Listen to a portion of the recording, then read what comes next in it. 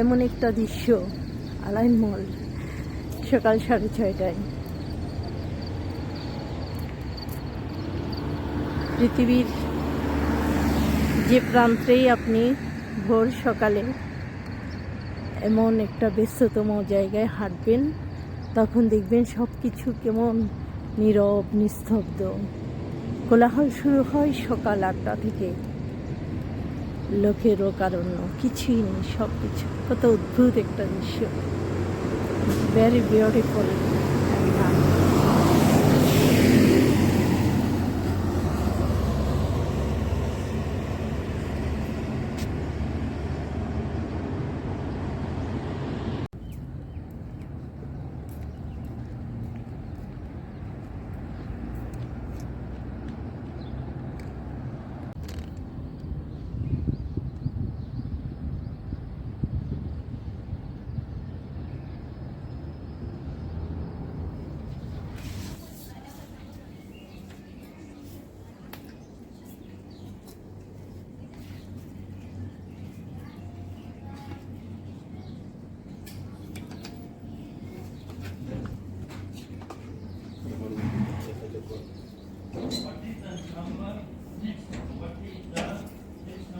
কাকাল 12 দিরহাম না, কাকাল 12 দিরহাম।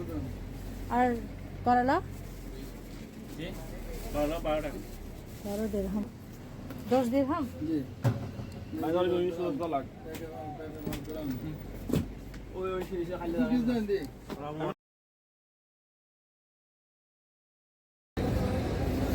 শনিবারে যখন আসে, প্রতি শনিবারকে দোকানগুলো এভাবে সাজিয়ে রাখে, সবজিটা বাইরে রাখে, কারণ অনেক কাস্টমারের ভিড় হয়।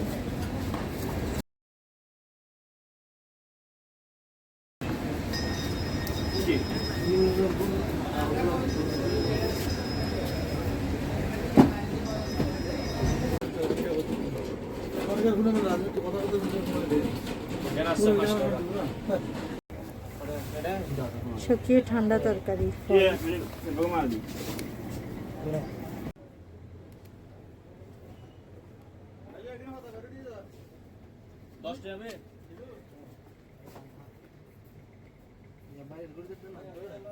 রেড কালার না, লিচু থাকবে।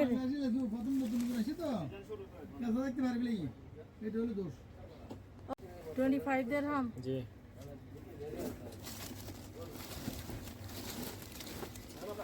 100 কত? 100 1 কিলো, 2 কিলো না।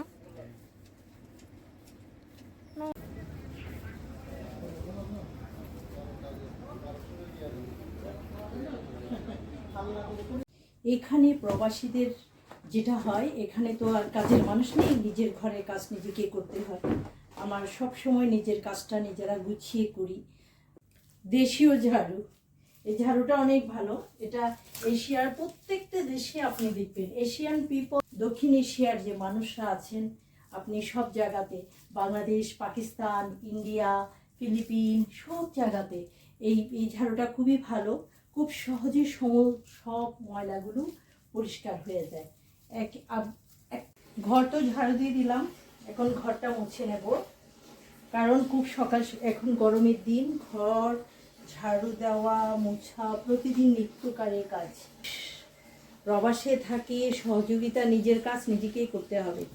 যেদিন ভালো লাগে না সেদিন হয়তো কাজ করি না, আর যেদিন ভালো, প্রতিদিন তো আর কাজ না করে থাকা যায় না। গরমে ওদের ঘুম হচ্ছে না। এটা মিনির ছোট বাচ্চা, পিনপিন হারিয়ে যাওয়ার পর আবার নতুন করে পিনপিন আমাদের এখানে এসছে। কাপড়গুলো শুকা দিয়েছি, কাপড়ও শুকিয়ে গেছে আলহামদুলিল্লাহ। গরমে এত বেশি ওদেরকে আমি ভিতরে নিয়ে আসি, কখনো কখনো আজকে আমি ওদেরকে ভিতরে নিয়ে আসবো। এখানে ওদের জায়গা, এটাতে ওরা থাকবে, কারণ এত গরম বাইরে। আল্লাহ, ওদেরকে নিয়ে এসছি, মাশাআল্লাহ, আলহামদুলিল্লাহ। ওরা এখানেই ঘুমাবে, কোনো দুষ্টামি করবে না, কিছুই করবে না, কিন্তু এই ছায়াতে ওরা ঘুমিয়ে যাবে। সে সঙ্গে এই কিটেনটাকে নিয়ে আসছি, ও প্রত্যেকটা দিন আমাদের এখানটায় চলে আসে, ও এখানে ঘুমাবে। আলহামদুলিল্লাহ। এখন আমি বস্তুর জ্বালাবো। এটা হচ্ছে কাটে এমনটাই করলে বকুরটা জ্বলে, আগুনটা জ্বলে যাবে কাঠটাতে।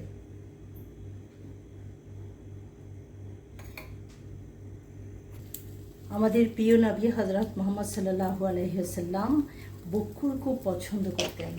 আমরা যখন ইউনাইটেড আরব আমিরাতে এসেছি, আমি আসার পর দেখেছি এখানে বকুরের কীরকম সবাই পছন্দ করে।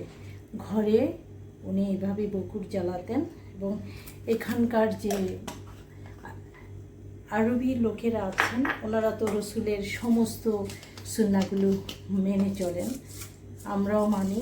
চেষ্টা করতে হচ্ছে বকুরটা এমন যে ঘরটা আপনার অনেক সুঘ্রাণে ভরে যায়। ঘরের চারিদিকে এতটা সুঘ্রাণ, দেখেন কত রকমের বকুর এখানে পাওয়া যায়।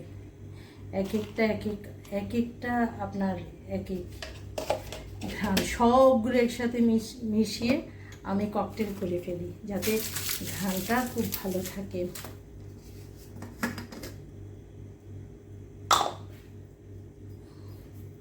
এখানে একটু আছে,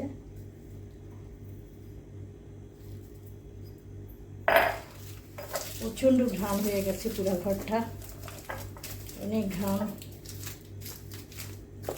কি আর বলবো আপনাদের, যা পুকুরটা জ্বালিয়ে দিয়েছি, সবগুলো কাজ আলহামদুলিল্লাহ শেষ হয়ে গেছে। এখন আর কাপড়টা উঠিয়ে নিয়েছি, সব শুকিয়ে গেছে তো তাই এখানটায় রেখে দিয়েছি, পরে ভাঁজ করে রাখবো সব। এখন আর কি, এখন সব কাজ তো মোটামুটি আলহামদুলিল্লাহ হয়ে গেছে। এখন রান্নাবান্নার কাজটা শুরু করব। আজকে কি রান্না করব? আজকে লাঞ্চে থাকবে ডাল দিয়ে ফল রান্না করব। ফল হচ্ছে এটাকে অনেকে বিগ কিউকাম্বার বলে, যারা ফিলিপিনো ওরা কিন্তু এটা একটা ফলে কিন্তু খুবই ঠান্ডা তরকারি। এই গরমের সময়টাতে ফল দিয়ে ডাল রান্না করা, ডালও আপনার অনেক ভালো। সঙ্গে রেখেছি শুকনা মরিচ আর রসুন, পেঁয়াজ পাতা সারা বছরেই পাওয়া যায়। ইউনাইটেড আরব আমিরাতে যে জিনিসগুলো পাওয়া যায় সারা বছরেই পাওয়া যায়। আর লাল সবুজ মরিচ, আর এটা হচ্ছে ধনেপাতা, এগুলো দিয়ে। আর আরও একটা জিনিস, এটা হচ্ছে এই মাছটা, এটা হচ্ছে সামুদ্রিক মাছ। এখানে সবই সময় সামুদ্রিক মাছ পাওয়া যায়, কিন্তু এই মাছটা না রুই মাছের ফ্লেভারের মতো। আমি গুগল সার্চ করে দেখেছি যে সমস্ত মাছ অনেক স্বাদ, মিঠা পানির স্বাদটা পাওয়া যায় যে সকল মাছে, সেটা কিন্তু সাগর আর নদীর মোহনার মধ্যে ওই মাছগুলো উৎপন্ন হয়, যার কারণে অনেক স্বাদ থাকে। এখানে নদীর বাটা মাছ পাওয়া যায়, অনেক স্বাদ এগুলো। এটা একদম ফ্রেশ মাছ, এই মাছটা অনেক টেস্টি। এটা একটু হালকা ফ্রাই করে রান্না করব। বাজারে গিয়েছি, কত কিছু কিনেছি।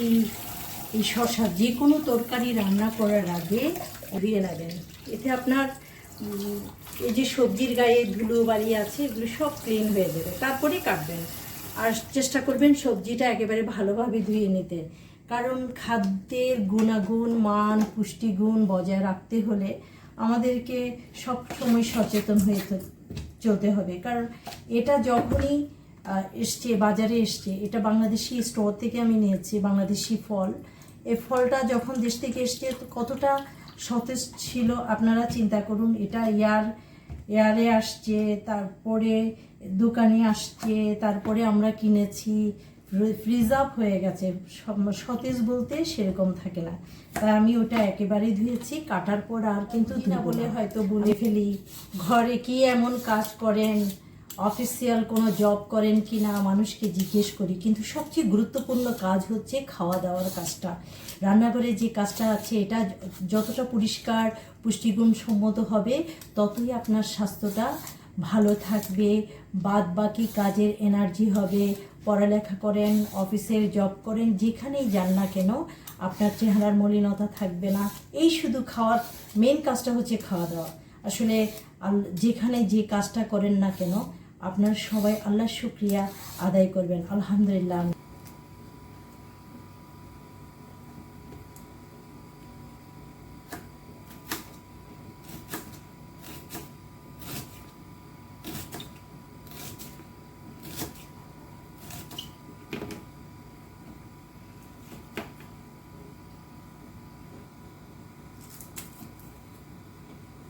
আমি শসাটার খোসা ছাড়িয়ে নিয়েছি, কিন্তু এখন আর করব না, এটা কি বলে, এটাকে আমি আর কিন্তু ওয়াশ করব না, কারণ এখানে যা পুষ্টিগুণ, এমনিতে পুষ্টি, প্রতিটি জিনিসের পুষ্টিগুণের ক্ষমতা অনুযায়ী পাচ্ছি না। অর্গানিক হলেও আমরা কত দূর থেকে এটা শসাটা পেয়েছি। একটু মোটা মোটা করেই কাটবো। আমি তো রান্না করায় ব্যস্ত হয়ে পড়েছি। আপনারা ভালো থাকবেন, সুস্থ থাকবেন, নিজেদের যত্ন নেবেন, পরিবারের সকলের প্রতি যত্নশীল হবেন এবং বাসায় থাকা ছোট্ট শিশুটার প্রতি অবশ্যই যত্নশীল হবেন।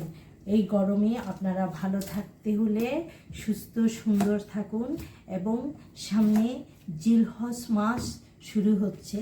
আপনারা বেশি বেশি করে আল্লাহর শুকরিয়া আদায় করুন এবং আল্লাহর কাছে আল্লাহর এবাদতে মশগুল হন। জিকির আজকারবার শুকরিয়া আদায় করব, আল্লাহর কাছে দোয়া চাইব নিজেদের জন্য, নিজের পরিবারের জন্য, দেশের জন্য এবং মুসলিম উম্মার জন্য। আল্লাহ আমাদের সবাইকে ভালো রাখুন, এই দোয়াই করি। আসসালামু আলাইকুম ওয়া রাহমাতুল্লাহ।